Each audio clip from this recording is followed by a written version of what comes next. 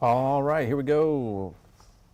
Thank you for joining us here on this Wednesday, July 31st, 2024, here at 1:52. I got a live stream going because we do have a WHAS11 Weather Impact Alert Day for the rest of today, tonight, with rounds of showers and thunderstorms that are going to be possible. Also, we already have excessive heat and humidity we want to walk you through, as well as the heat index right now around 101. So let's go ahead and get to the storm threat first. We're going to also go through Futurecast, which unfortunately we've got rounds of rainfall, thunderstorms that are going to be possible off and on today, tonight, tomorrow, Friday, maybe even into Saturday.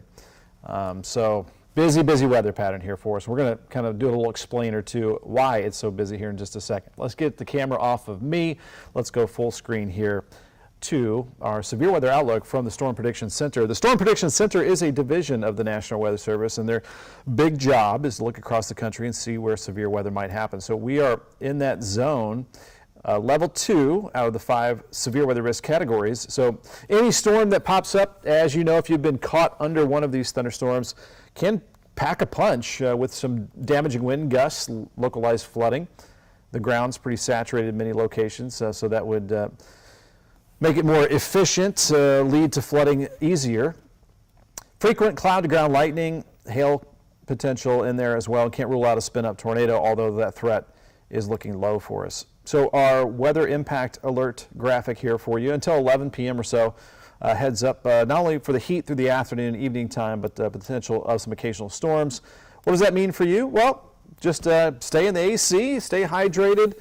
Take those precautions. Don't let the kids overdo it outside in the heat. I know there's after-school practices and before-school practices and that kind of thing. Also seek shelter if a warning's issued, and hopefully you have our WHAS11 app, free to do so, quick to download at your app store, and then get your interactive radar, some more weather tools and notifications. So this is the explainer I was telling you about. The overall temperature pattern, we've got a heat wave that stretches over the southwestern 2/3 of the United States or so. We're on the edge of that, so that's why we're so hot. We are included in that, but we're on the edge of it. So we have this kind of gradual northwest to southeast flow through the column in the atmosphere, and we get little disturbances riding along that flow. So it's just call it a storm highway. We get occasional showers and storms, and the storms have plenty of continuous heat and humidity to fuel the rounds of thunderstorms, and that's why they're pretty strong, and that's what we see here as we look at max HD radar and satellite. So we had some downpours around earlier this morning. They're off to the southeast, and then we've got some more starting to pop up across the area. So let's go ahead and do a tour of what activity that we have out there now. Nothing severe at this time, but notice we're starting to pop up with the heat of the day. A couple of these showers, one just north of Fern Creek, and then over the river, a couple little showers here near Charlestown. Henryville getting a little thunderstorm, just kind of popping right up there. And then some heavier rain, some thunderstorms crossing over Highway 50 in Indiana from Brownstown over to Seymour. You can see these are just kind of drifting gradually to the southeast. And actually, if we do a little timing on it, so this is the leading edge right here. And if we back that up, kind of give you a general idea how fast these things are moving. So about 25, 30 miles per hour. Yesterday they were moving about 35 to 40. So maybe just a touch slower than yesterday. And we'll go ahead and put on a track for you. We'll go generally 30 miles an hour on this one. We'll go on the leading edge of some of this rain and take it off to the east-southeast, so heading towards Scottsburg here in just a few minutes, maybe 20 minutes or so. Vienna, 2:30, Hanover at 2:45. I don't know why the computer wants to put Hanover in Central Time. Doesn't make sense. Madison at 2:50. All right, let's head on down south. Got another pop-up storm here over just to the east of Bardstown. Bardstown kind of surrounded right now. So it is getting wet in right near Botland, Booker, Maud. So into parts of Washington County, Kentucky, and just to the north of Springfield. And just put down the velocity product here for you. Not seeing any rotation, and the winds are not significant out of this. So it's just a good old-fashioned heavy downpour is what we have here. All right, let's go back.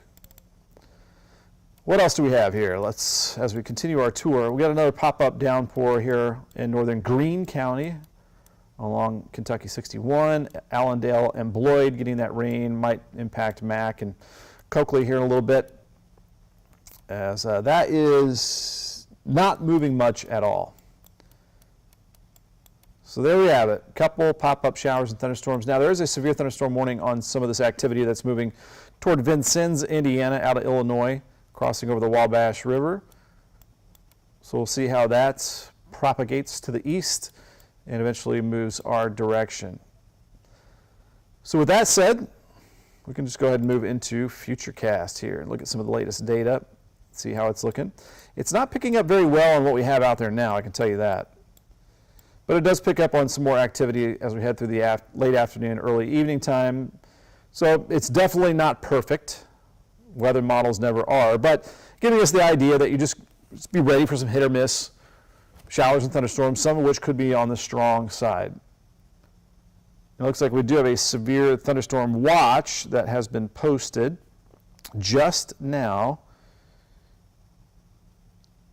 And that should pop up on our maps here in just a second. And this is going to be until 8 p.m. And I'll get to that here in just a second. So severe thunderstorm watch. So any storm, so here's the new watch that covers most of our viewing area. And that goes until 8 p.m. for the potential of strong to severe storms, some of which could be capable of, again, some damaging wind gusts. Sometimes you get these microbursts. Parts of the storms kind of collapse this time of the year and can produce some damaging wind gusts. We had kind of a scattering of some tree and power line damage yesterday with the early afternoon activity. So there's just a little extra heads up for you. Let's get back into Futurecast and look ahead. So late afternoon into the evening time, we'll have a chance for some of these strong thunderstorms. Locally, heavy rain could cause some pockets of flooding. This is around 11 p.m. Has some of this moving off to the south gradually, but all through the overnight and into tomorrow morning. Notice that we just have these disturbances rolling through, giving us more chances of scattered showers and thunderstorms from time to time. So just kind of a rinse and repeat, deja vu all over again, Groundhog Day, summertime, busy weather pattern here for us. So this is going into tomorrow afternoon. So certainly there are going to be breaks, but then as we head into tomorrow evening, notice another round of some showers and thunderstorms across the area. Same impacts. Now Friday,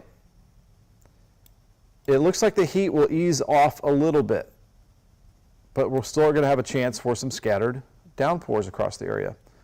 Might keep a couple of these around on Saturday. So here's a look outside. So that's the storms that we've covered.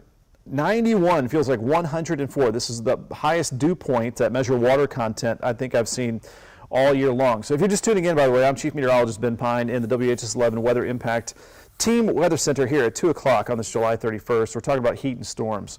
Back to the heat we go. 91 feeling like 104. So 77 dew point, that is just about as tropical as even Florida is going to get. Mega muggy out there. So the thermometer says upper 80s and lower 90s. The heat index says triple digits across the area. Look at Shelbyville, 109, Jasper, Indiana, 106, Elizabethtown, 102.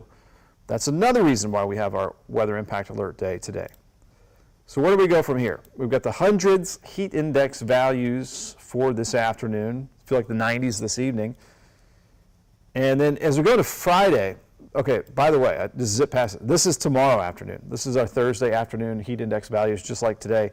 And then Friday, not as bad. So getting a little bit of temperature relief, but keeping some storm chances around into our Friday. Our humidity tracker, it's going to stay muggy. Maybe a little pocket of drier air trying to arrive. I mean, barely noticeable, probably lower humidity for this weekend and into next week. You know, and I guess we'll just take whatever we can get. I'll pop up the 7-day forecast here for you, which right now just has a couple of more weather impact alert days for tomorrow and Friday. Tomorrow for the excessive heat and humidity and storm chances like today. And then Friday, some more pop-up storms across the area. Overall, now our overall severe weather threat, even though we have a severe thunderstorm watch, throughout the day is going to be generally low. But as we've seen, some of these storms can misbehave with some damaging wind gusts, very heavy rainfall, localized flooding. So that's the heads up that we're wanting to give you here for that, and for tomorrow and for Friday as well. We settle down this weekend. Now there might be an isolated shower Saturday, 89, not a big deal there. 92, looks dry Sunday. And high pressure sets up over the area, and high pressure keeps back out the rain chances. So it looks like we're going to be hot, but storm free, so no alert days there Monday, Tuesday, and mostly dry next Wednesday as well. If you're just popping into our live stream here on Facebook or on YouTube on our WHAS11 app, we do have a severe thunderstorm watch that goes until 8 p.m. for the majority of our viewing area. It does not include Adair County right now. We are starting to pop up some showers and thunderstorms. We're just in this storm highway pattern with this flow coming in from the northwest and going to the southeast, and little impulses and disturbances along it start to kick up these showers and thunderstorms, and we're already seeing some of those storms firing up across the area. We'll go south to north this time. A quick tour of the radar again as the storms are firing up here in northern Greene County, just north of Summersville. Magnolia, LaRue County, you've got a little tiny shower there developing. And Hodgenville. Nelson County has this thunderstorm starting to move into much of Washington County, Kentucky. Some lightning strikes there, not severe, not much wind with it. In Metro Louisville, we've got a couple little pop-up showers around downtown, Highlands, near Fern Creek. Over into Clark County, we have some rain developing too, especially around the Henryville area, heading over towards Otisco.